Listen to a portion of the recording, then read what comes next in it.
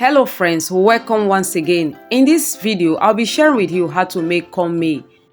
You might be wondering what is the difference between corn flour and cornmeal.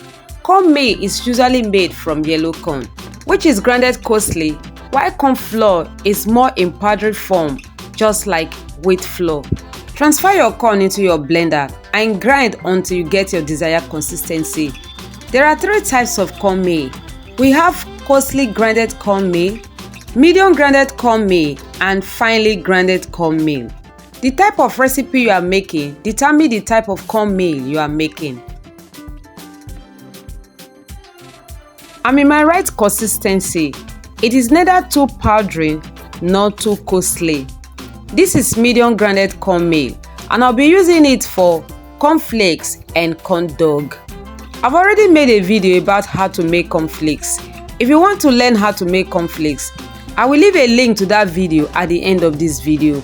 Later on this channel, I'll be sharing with you how to make corn dog. Please, if you find this video very helpful, don't forget to click on the like button, comment and share this with your loved ones.